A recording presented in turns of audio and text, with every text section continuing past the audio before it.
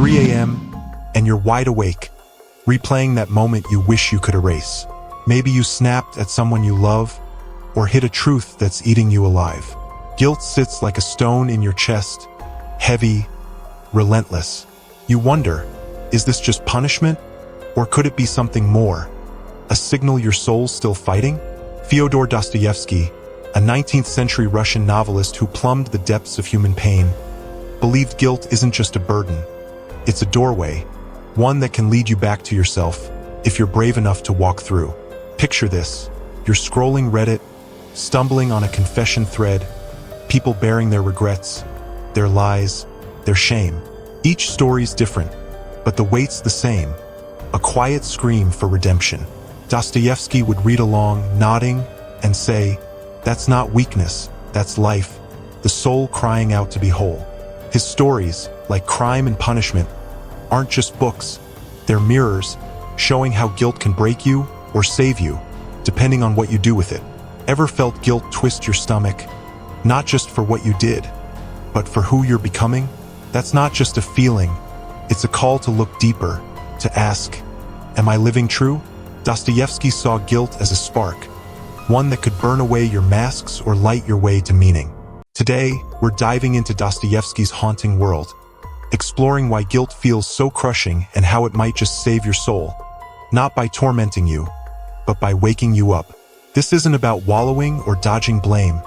It's about facing yourself, raw and real. By the end, you'll have tools to turn guilt into growth and a new lens on what redemption means. And the final truth we'll uncover? It might make you rethink everything you fear about yourself. Dostoevsky believed guilt is the soul's alarm, sounding when you've strayed from your truth. In his novels, characters like Raskolnikov wrestle with their crimes, not just against others, but against their own humanity. Imagine a life where guilt doesn't trap you but guides you, showing you what matters by showing you what hurts. What would open up if you listened to that signal? Ever caught yourself hiding from guilt, numbing it with work, Netflix, or a quick apology, only to feel it creep back?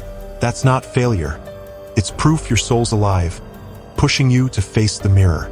We're going to unpack Dostoevsky's vision, weave stories from history, myth, and today, and share steps to make guilt your teacher, not your jailer. Ready to step into that light? Stay with us, because Dostoevsky's truth is about to hit home. To understand how guilt can save your soul, let's start with Dostoevsky's big idea. He saw life as a battle for meaning, where guilt marks the moments you've lost your way. It's not about divine punishment, but human truth, a sign you've betrayed your own values. The catch? Guilt only saves if you face it, not if you run. Redemption, for Dostoevsky, is owning your pain to find your purpose. Think of your life as a house. Guilt's the crack in the wall, ugly, unsettling, but pointing to what's broken, a shaky foundation, a choice that wasn't you. Ignore it, and the house creaks louder. Fix it and you build stronger. Dostoevsky would say, don't board up the crack, study it, because that's where your soul grows. Let's anchor this in a story. Dostoevsky himself faced a firing squad in 1849, sentenced for revolutionary ideas, only to be spared at the last second. That brush with death, and years in a Siberian prison, cracked him open, showing him guilt's power to reveal what matters: faith, love, truth. His novels poured from that wound. What crack in your life could you study to find what's real? This lands hard in 2025. True crime podcasts flood Spotify, Reddit's AITA threads explode, therapy's a TikTok trend. All signs we're obsessed with guilt, judging it, confessing it, dodging it. The world's quick to cancel or absolve, but Dostoevsky would say, slow down. Guilt's not a verdict, it's a question asking, who are you going to be? A modern example, Oprah Winfrey. She's shared her guilt over past mistakes, from tough interviews to personal betrayals, not to wallow, but to grow, building a legacy of empathy from pain. Fans don't just admire her, they trust her because she faced her cracks. Dostoevsky would see her soul shining through. What guilt could you face to build something true? Dostoevsky also knew guilt's a double-edged sword. Left unchecked, it's a spiral, shame eating your core. Ever apologized too much? Or punished yourself long after the fault? That's guilt turning toxic, not saving. The difference lies in courage, using it to change, not to hide. That pull to shrink away, it's not the end.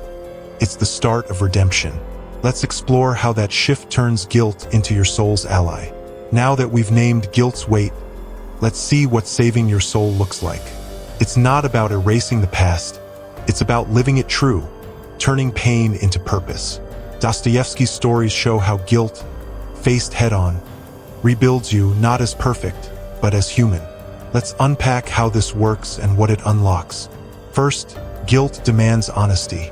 Dostoevsky's characters, like Raskolnikov, only find peace when they confess, not just to others, but to themselves.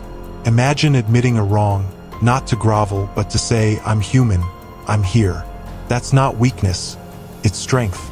Clearing the fog to see your soul. History shows it. In 1963, Martin Luther King Jr. wrote from a Birmingham jail, wrestling with the guilt of risking lives for justice.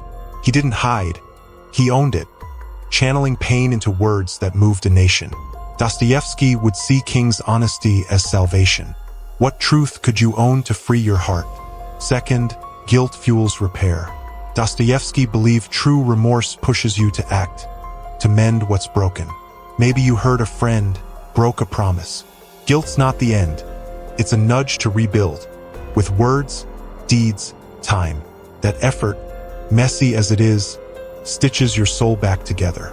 Mythology lights this up.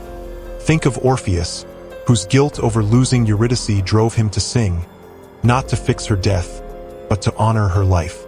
His music didn't erase pain, it wove it into meaning.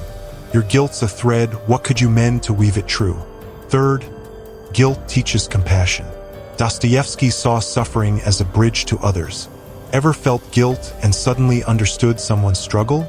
That's your soul stretching, seeing humanity in flaws, yours and theirs. It's not judgment, it's connection, the kind that heals. Pop culture nails this. In The Last of Us, Joel's guilt over his past doesn't destroy him. It opens him to love Ellie, flaws and all. Their bond's not clean, but it's real, saving them both. Dostoevsky would say Joel's soul lives in that care. What guilt could you carry to connect deeper? Finally, guilt points to purpose. Dostoevsky believed it strips you bare, showing what you're made for. Ever felt guilty for not chasing a dream, a truth? That's not shame. It's your soul saying, this is your path.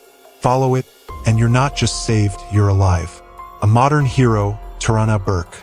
Her guilt over not helping a young abuse survivor sparked #MeToo. Not to erase her pain, but to give it purpose, lifting millions. Dostoevsky would say her soul found home in that fight. What purpose could your guilt reveal to light your way? As we push forward, we'll explore how to make guilt a practice, not a punishment. It's not your enemy, it's your guide. Let's learn how to walk with it. Knowing guilt's power is one thing, but how do you use it? Dostoevsky's ideas aren't for novels alone. They're for your regrets, your restless nights, your brave tomorrows. He wanted you to face guilt, not flee it.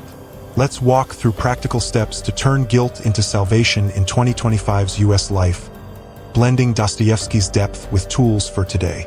This is where your soul finds ground. Start by naming your guilt. It's vague, shapeless until you pin it down. Feel that weight? Ask, what did I do or not do? Write it, I feel guilty for X. Maybe it's a lie, a mischance. Naming it isn't judgment, it's clarity, like mapping a storm to sail through. Try this. Next time guilt hits, take 2 minutes, jot down, I feel guilty because why? Like, I feel guilty because I ignored my friend's call. Seeing it shrinks the shadow. What guilt could you name today to start healing? Next, confess to yourself. Dostoevsky's redemption starts in the mirror. No priest, no post, just you. Say, I messed up, I'm still me. Maybe you judged too fast, hurt someone. Owning it privately builds courage, not to flagellate, but to forgive your own humanity. A real-life nod, Elizabeth Gilbert. In Eat, Pray, Love, she faced guilt for leaving her marriage, not to hide, but to understand herself, sparking a journey millions followed. Dostoevsky would see her soul in that honesty. What could you confess to yourself to grow? Then act to repair.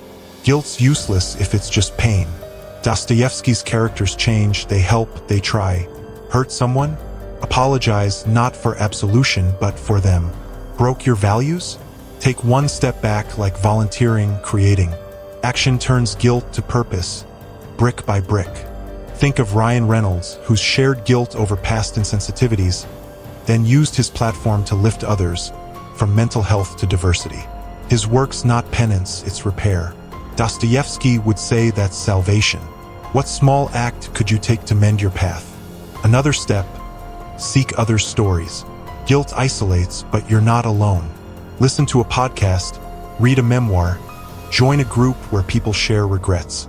In therapy culture, from Oprah's book club to X Threads, stories heal, showing your flaws aren't unique, they're human. A modern example, Brené Brown. Her talks on shame and guilt don't just teach, they connect, making millions feel seen, not judged. Dostoevsky would say her vulnerability saves souls. Whose story could you hear to lighten your load? Next, reframe your pain. Dostoevsky saw guilt as a teacher, not a whip. Ask, what's this showing me? Maybe neglecting a dream means it's time to chase it, or hurting someone means learning care. Reframe it. This guilt means X. That shift builds meaning, not chains. Here's an exercise. Tonight, pick one guilt, right? This guilt's teaching me why. Like, this guilt's teaching me to listen better. Do it for a week, watch purpose grow. Dostoevsky would say you're sculpting your soul. What could your guilt teach you now? Finally, live your purpose. Dostoevsky believed guilt reveals what you're for: love, truth, creation. Find one thing that feels true, maybe writing, helping, learning. Do it not for glory, but for you. That's salvation, not in perfection, but in being alive, real. Look at Lin-Manuel Miranda. His guilt over cultural gaps fueled in the heights, not to fix everything, but to honor his truth, lifting communities. Dostoevsky would say his soul sings in that. What purpose could you live to redeem your heart? These steps aren't a cure, they're a path. The more you face guilt, the more you find you. It's not your shame, it's your chance to be whole. Let's close by seeing why this matters, for you and beyond. As we wrap this journey, let's feel what we've found. Guilt doesn't damn your soul, it can save it. Fyodor Dostoevsky showed us pain isn't the end. It's a beginning, a call to face yourself and live true. Walk through that door, and you don't just heal, you glow, a light for you and others. Look back. Every time you owned a truth, acted to mend, found purpose, didn't you feel it? That moment you faced your wrong, helped someone, chased a spark? That wasn't just relief, it was your soul waking. Dostoevsky's words hit hard. There is only one thing that I dread, not to be worthy of my sufferings. That's your strength, making meaning from pain. But this isn't just your redemption. Dostoevsky knew one soul's courage lifts others. Picture an America where more face guilt, not with shame, but with honesty, repair, purpose. Judgment would fade, hearts would open, we'd heal, not wound. Your light doesn't just save you, it guides the world. One last story from myth. Think of Prometheus, bound for giving fire, his guilt a price for humanity's gain. He didn't regret, he endured, his pain a gift. Your guilt's your fire, burning for truth. Will you carry it? Here's my challenge. Today, turn one guilt to growth. Name it, act small, reframe it, write it down. My guilt became X. Maybe it's a sorry said, a lesson learned. One move can shift everything. Dostoevsky would bet his pen on it. I want to hear from you. What guilt's weighing you, and how could facing it change you? Drop it in the comments, your truth might heal someone else. If this stirred your soul, hit that like button and subscribe for more journeys within. Thanks for facing the mirror with me. May you find the courage to name your pain, the heart to mend it, and the fire to save your soul. Until next time, keep facing, keep growing, keep being you.